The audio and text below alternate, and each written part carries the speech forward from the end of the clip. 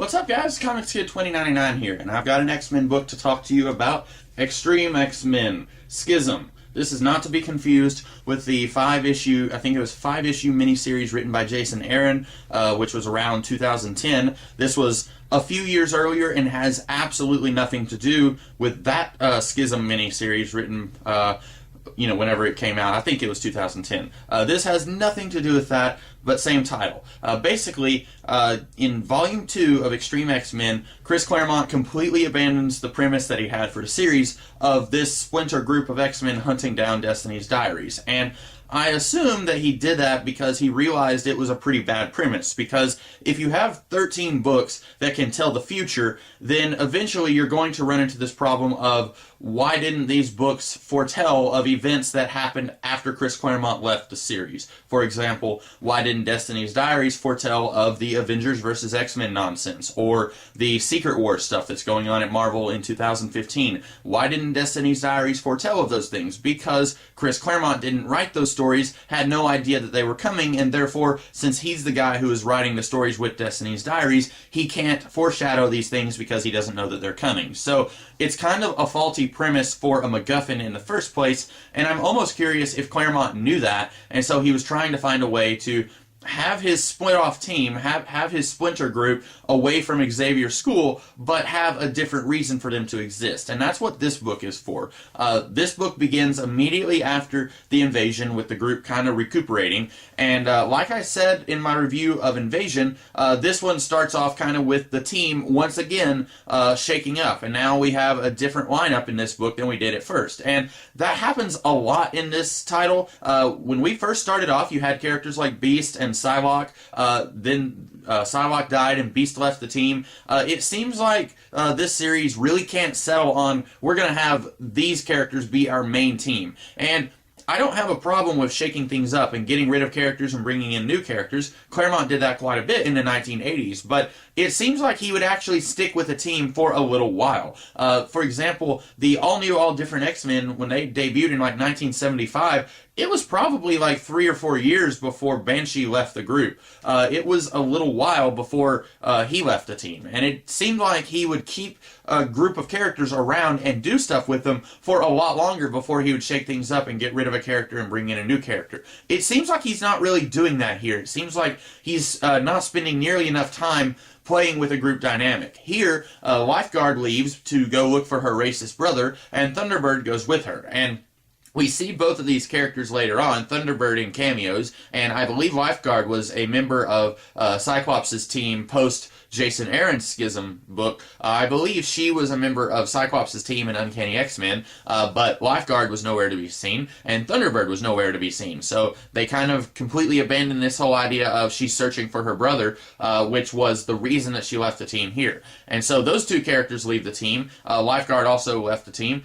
and then Rogue and Gambit leave the team, which, as I said in my review of Invasion, they leave the team, but they're also still kind of hanging around, because immediately after this issue that kind of changes up the team dynamic, we have a 2-issue miniseries called Expose, which focuses on the X-Treme X-Men team, and Rogue and Gambit are pretty heavily featured there, even though they are powerless and they're off living in, I think, New Orleans, not doing X-Men things. They're still in that miniseries kind of doing stuff. But anyway, so the very beginning of this book, you've got Kitty Pryde, and she's kind of mad at the X-Men because Storm almost died, and she's throwing a crybaby fit because she's Kitty Pryde. And I'm sorry, I know there's a lot of people out there who like Kitty Pryde. I am not one of those people. I'm sure that I'll have many negative things to say about her next week, but I'll get to that at the end of this video. But anyway, so Kitty Pryde is visiting with the group, and then Jean Grey is visiting with the group, and she says, hey, you guys aren't hunting down the Destiny's Diaries anymore. Why don't you come back to the school? And Storm is very hesitant, and I really don't understand why she's so hesitant. I think really it's just because Chris Claremont hasn't yet decided on a reason for these characters to stay away from the school. So he just has Storm say, I don't know if I should, for no real reason. And then you get to the expose story where, long story short, you've got this reporter who's going to be writing a very unflattering story about the X-Men, and Angel, Warren Worthington III, he uses his money basically to fire that reporter and make sure that the footage never airs. And then Storm is really upset about that. She's saying, you should have let the footage air.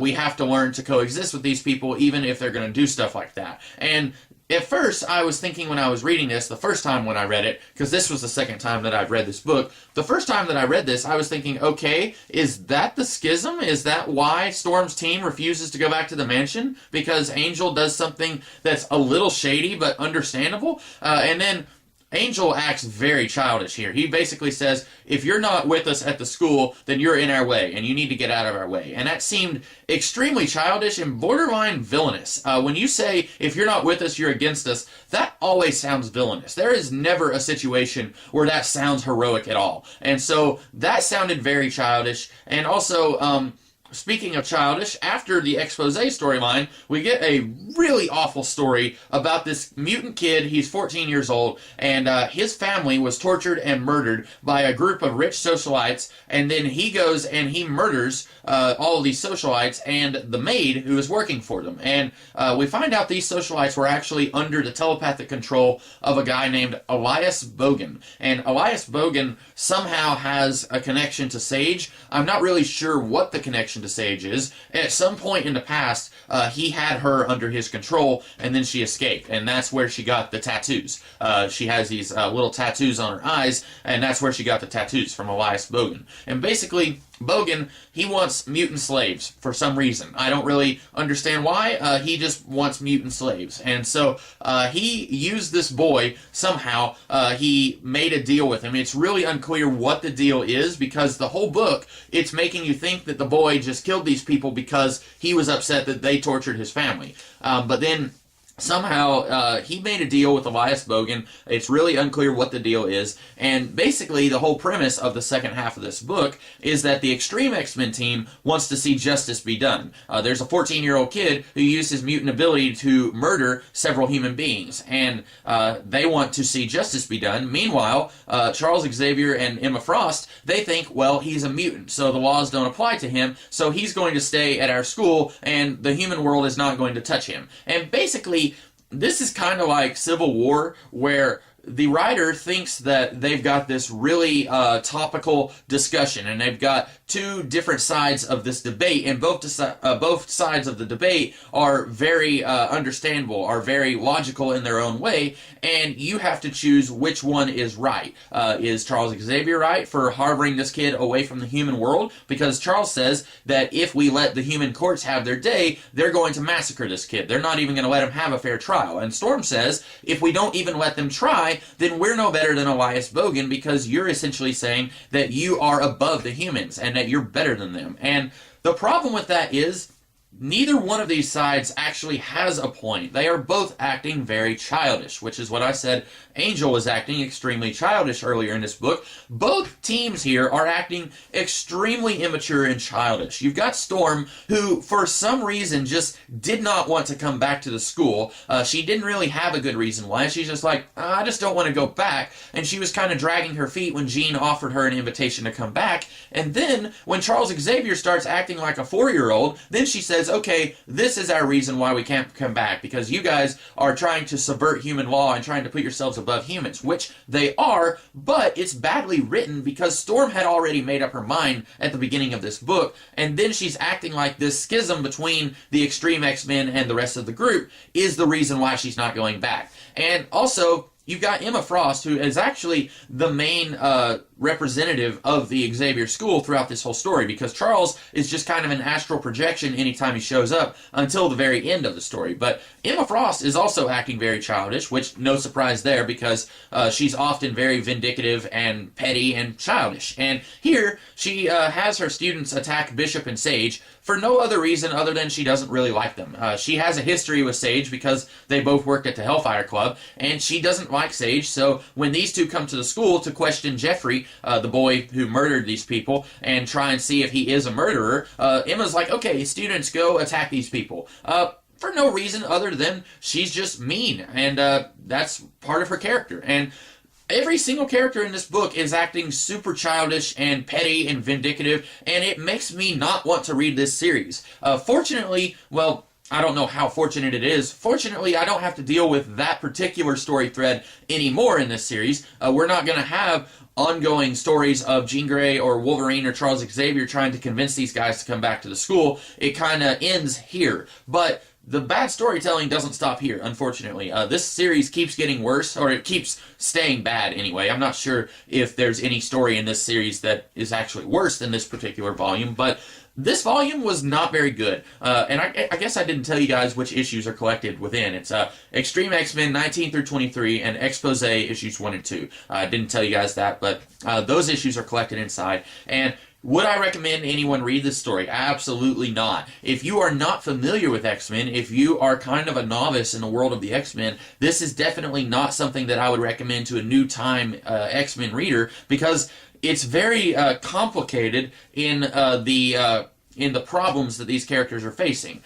This is something that I would recommend once you are much more familiar with the X-Men characters, but even then, if you are much more familiar with the X-Men, for example, if you're as much of a fan of the X-Men as I am, you're probably not going to enjoy this because it's so badly written, and it just feels really forced and awkward the way Chris Claremont is trying to create a schism between these characters, but it doesn't feel organic. It mostly just feels like he wants to keep this group separate from the two groups that were the two books that were happening at Xavier's school, and so he finds this really awkward and badly written way to have this book be separate from those other titles, and it just doesn't work. It feels very badly written because it is very badly written.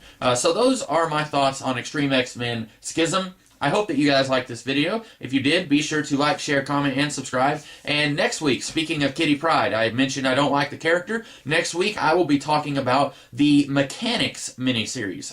This was collected in a trade paperback as Extreme X-Men Volume 4, but it is not actually part of the Extreme X-Men series. It is just a Kitty Pryde miniseries where she's at college doing her thing. And it really doesn't have a whole lot to do with Extreme X-Men, except that Kitty Pryde showed up at the beginning of this volume, and so at the end of this volume, it's like, hey, go check out Mechanics. And as I understand it, that trade paperback is extremely hard to find. It took me several years to find it, and I just happened to find it in a bookstore somewhere. But next week, I'll be talking about the Mechanics miniseries, and then a week after that, I'll get back into the actual Extreme X-Men series. So that is what I'll be doing next week. Hopefully, you guys will check that out. And also, be sure to check out some other videos that I'll be doing throughout the rest of this week. And I will see you guys in the future with some other videos. Have a great rest of the day.